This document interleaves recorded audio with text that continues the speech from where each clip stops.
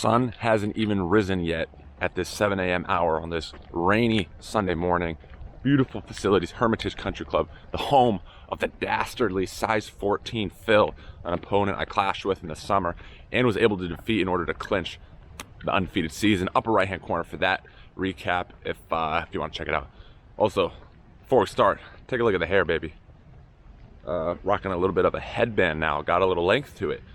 Does it look sexy, or do I look like some sort of blueberry muffin? Let me know in the comment section below. For now, let's check out this pro set. Trying to keep the competitive edge sharp here in the off season, and you know, keep the rust from setting in. Let's do it. Yes, guys, these indoor hard courts are gorgeous at this country club playing. Again, a pro set. Reminder for those who are not particularly familiar with a pro set, that means it's 1st to 8. Looking again to keep sharp in my quote-unquote match play. Haven't had any official matches in well over a month in this wintry off season. But what can I say? UTR and USTA sessions and seasons, respectively, are on the cusp. And I'm more than excited, baby. And you should be too. Plenty of activity on trash bin tennis to come here once this frigid February comes to a conclusion and March paves the way for such activity. Look at that terrible dropper, a heavy-handed response, and an even worse lob. I was the shinier of the two turds on that point, and I take what he gives me, and that is a break to open up this pro set. 0-1, and speaking of heavy-handedness, oh my goodness, that is a dismal dropper, and he makes me pay, passing me with ease. And look at that, love 30 already in the hole. It's like I get a break just to give it right back.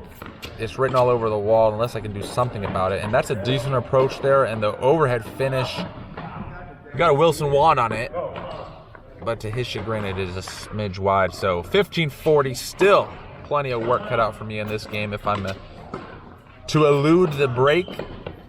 I'm in, but I'm just not decisive enough on this occasion as it kisses off the net cord, flies by me, and I blindly swatted it to no avail. So 1-1 levels it right up almost instantaneously. So here we go, trying his net skills.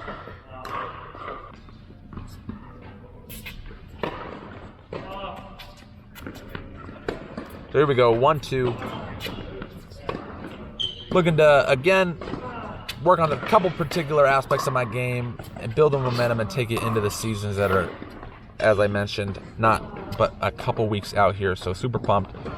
And to be specific, I'm looking for more margin on my serves, a little bit more shape to it.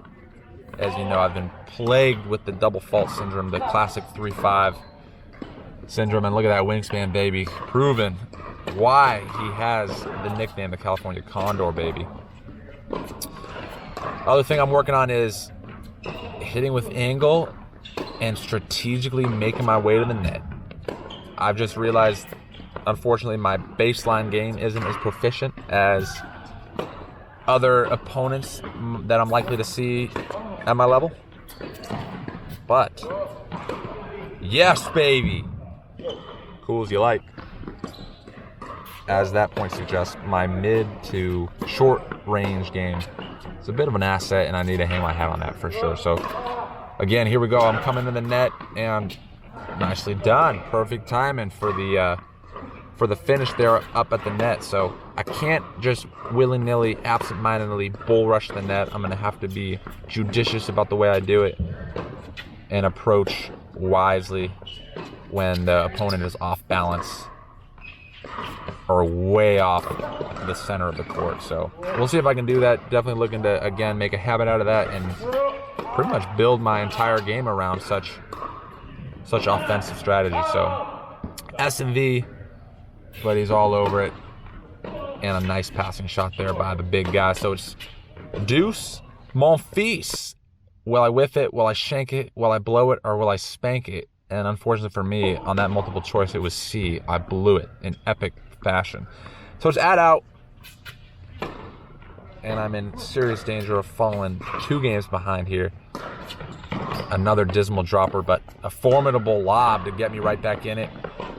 And just not crisp enough on that volley. And he makes me pay again by kissing the line and seizing the break when it was presented to him. So 1-3 from my perspective.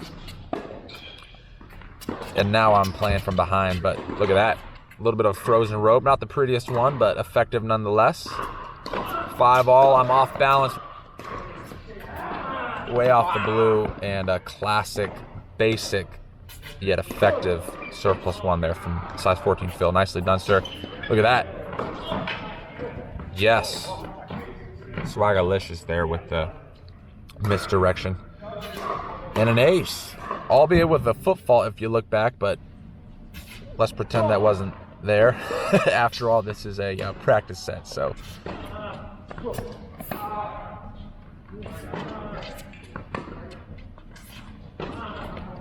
But anyways, a slice gone awry, and now again I'm in trouble. Unfortunately, it pains me to say it, but I had 4 instances of add in, and I was not able to get over the line. And that was on top of a 40-15 start to the game. So on these critical points, I'm afraid I'm proving to be not clutch.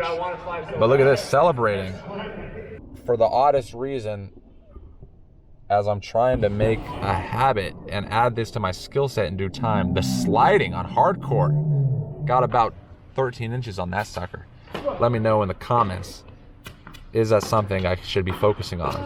I don't know, for whatever reason, I think it's awesome. But look at that. Speaking of awesome, a nice lob / passing shot to capitalize on the double break. So it's 1-5, and the wheels are quickly falling off of this wagon. And it's 40 love. He's about to seize this game. Yep, as he does with another line at a game to love scoreline there. So it's 1-6. If this were a typical set, I'd be munching on a breadstick right now. Luckily, it's a pro set, and I have the opportunity to make it more respectable or just continue to wallow in the humiliation. Time will tell which one it is. 30-all here, and I just never really got a foothold in this set. Like I mentioned earlier, I was always playing from behind, and I think it was much closer than the scoreline would suggest, but that's a shoulda, coulda, woulda mentality. Need to capitalize when the opportunity is there, and way too many times I let him right back into the game. Size 14 Phil, who's in, and he puts me, no! Look at that. The etiquette on the guy. A mistake from the opponent, and he shouts in jubilation, and he follows it up with the Andy Roddick, sliding the racket over to me in frustration.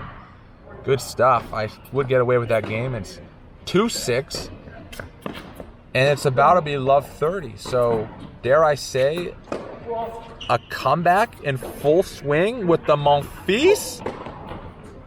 Retribution, baby, making amends for the first one that I completely blew. And woohoo! A little bit of a hothead there. I can't help myself. I'm down 2-6. I have no business reacting like that, but what can I say? It was Zegsy. And here we go. The wingspan. Two contango, baby. Size 14 Phil showing off, again, the coverage that he has. So it's 2-7. What was supposed to be a comeback was extremely short-lived. Now it's 15-30. And, oh my goodness. To my surprise, that kicks the outer edge of the line, and it's game on. And I dump it into the net cord. How many times am I going to do that? Probably like 15 times too many. And speaking of net cords and volleying it into it, there you go. Match point, 2-8. So, again, I'd like to think it was much closer than the scoreline would suggest, but when you win, you're happy, and when you lose, you're not, as Lee Corso once said. Subscribe to the channel if you want to see me continue to get my butt kicked, and remember that Trashman Tennis is all about the tennis trash you've been. I'll see you in the spring.